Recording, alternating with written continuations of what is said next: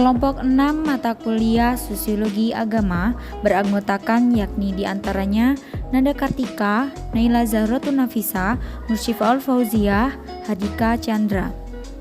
Pada mulanya, Seminari Tinggi Interdiosesan Giovanni VIII terbentuk atas kerjasama 3 keuskupan, yakni diantaranya Keuskupan Malang, Keuskupan Surabaya, dan Keuskupan Denpasar. Para keuskupan ini membicarakan tentang pendidikan seminar untuk membina para calon imam keuskupan mereka. Pendirian seminar merupakan tanggapan atas hasil Konsili Vatikan II, khususnya sejak Decree Optatam Totius. Selain itu, semakin banyak calon imam dari Keuskupan Semarang yang akan menepati seminar tinggi St. Paulus Kentungan, tempat pembinaan sebelumnya. Maka dari itu, 3 uskup diosesan sepakat untuk segera mendirikan Seminari Tinggi Interdiosesan di Malang. Kota Malang dipilih sebagai tempat pembinaan untuk mempertimbangkan lokasi studi yang telah dibangun sebelumnya, yakni Sekolah Tinggi Filsafat dan Teologi Widya Sasana. Seminari Tinggi Interdiosesan Giovanni VIII memulai tahun pembinaan pada awal 1977. Tempat pembinaan bermula dengan menyewa wisma di Jalan Tanggamus nomor 9 Malang dengan Rektor R.D. Athanasius Soebono Kamdi. Kemudian pada 5 Mei 1979, seminari pindah ke sebuah asrama atau konvik di Jalan Bromo nomor 24 sebab wisma Tanggamus direnovasi pemiliknya. Kebutuhan akan tempat pembinaan keinginan itu tercapai ketika gedung seminar dengan 12 unit dibangun di Jalan Bendungan Sigura-gura Barat, nomor 2 Malang. Seminari Tinggi Giovanni VIII di tempat tersebut diresmikan oleh MGR FX Hadi Sumarta O. Karm pada tanggal 19 Agustus 1988. Pada tahun 2008, Keuskupan Surabaya tidak lagi mengirimkan calon imamnya ke Seminari Giovanni.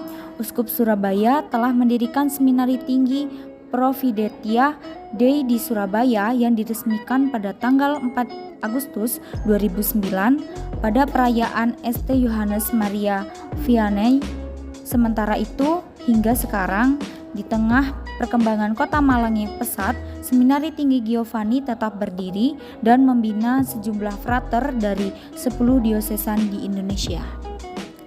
San Giovanni adalah paus atau seorang pemimpin gereja yang mengadakan konsili atau pertemuan akbar. Seminari Giovanni merupakan tingkatan kuliah S1 dan S2 bagi calon romo atau pastor. Pendidikan yang ditempuh oleh mereka di tempat ini untuk menjadi seorang pastor atau romo, yakni dengan kurun waktu 7-8 tahun. Dengan 4 tahun sebelumnya, yakni berlanjut pada masa KKN atau pastoral, yakni pendidikan S1. Lanjut dengan 2-3 tahun program studi S2.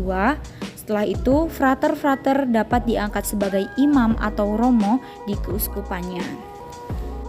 Romo atau imam yang berada di asrama Seminari San Giovanni ini merupakan sebagai formator atau pendamping frater-frater, yakni mahasiswa yang menempuh pendidikan sebagai calon romo di Seminari San Giovanni. Mahasiswa yang berada di asrama San Giovanni ini berjumlah 124 frater yang berdatangan dari berbagai macam daerah dan latar belakang yang berbeda, seperti perbedaan daerah asal, usia, keuskupan, dan lain sebagainya. Setiap unit yang berada di asrama San Giovanni ini dihuni oleh 12-15 frater. Setiap unit memiliki nama pelindung, yakni diantaranya seperti unit 6 dilindungi oleh Matius, unit 7 oleh Santo Paulus, unit 9 oleh Paulus. Filosofi Paulus, yakni dulunya adalah seorang pembunuh pengikut-pengikut Yesus, makanya setiap digambarkan seorang Paulus ini selalu membawa pedang, dikarenakan mencari semua yang mengikuti Yesus untuk dia bunuh. Sampai suatu ketika mendapat hidayah yang beristilahkan dia tiba-tiba buta dan akhirnya dia mempercayai dan menjadi orang yang benar-benar membela Yesus. Karena bagiku hidup adalah Kristus dan mati adalah keuntungan.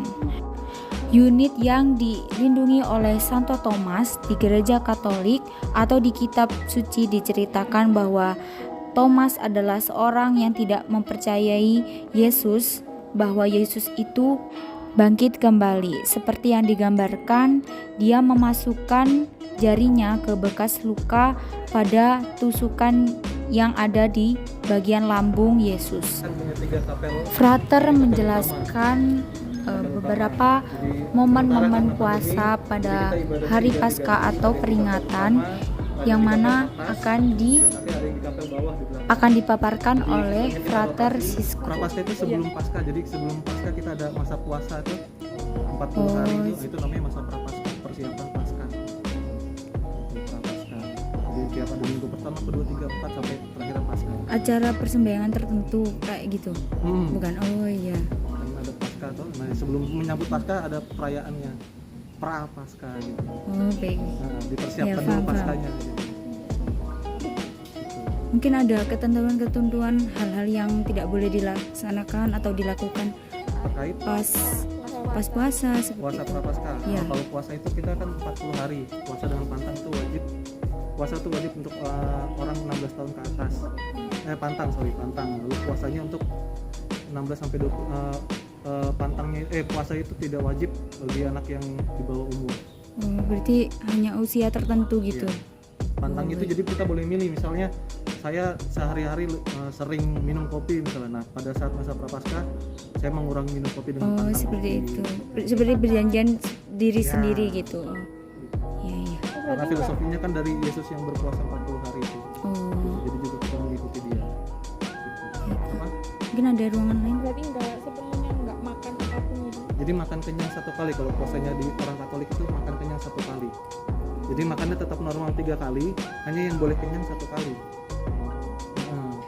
Jadi kalau misalnya kita biasanya setiap makan kita kenyang gitu, nah pada masa itu kita hanya boleh makan kenyangnya 1 kali. Dikit-dikit aja gitu. Iya. Jadi tetap 3 kali makannya pagi, siang, malam, tapi yang kenyang hanya 1 kali, terserah mau paginya atau mau siangnya atau mau malamnya. Tapi khusus kami di sini para calon imam, frater-frater di sini biasanya kalau masa Prapaskah, kami di hari Jumat itu biasanya kami hanya makan 1 kali biasanya. Hanya siang aja kita makan, pagi dengan malam kita nggak makan biasanya. Karena hari Jumat itu untuk mengenangkan wafatnya Yesus, jadi kita untuk mengenangkan itu ya kita ada mati raga seperti itu. Mungkin sekian pemaparan dari kami kelompok 6 tentang Seminari Tinggi San Giovanni 23 Malang. Bila ada kurang dan lebihnya mohon maaf sebesar-besarnya. Terima kasih and thank you for watching.